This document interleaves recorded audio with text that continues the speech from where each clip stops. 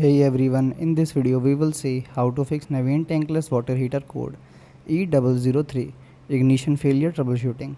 Fix 1 is make sure the gas supply is on. Check that the main gas valve is fully open.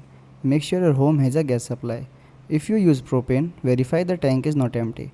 Turn on the hot water and see if the error code is gone. Second one is check the air intake and vent pipe. Inspect the intake and exhaust vent outside your home, then remove any leaves, snow, dirt or other blockage. Make sure nothing is restricting airflow. Test the water heater again. Third one is reset the water heater. Turn the water heater off, then wait about 30 seconds. Turn the power back on, then run hot water to check if the E003 code clears.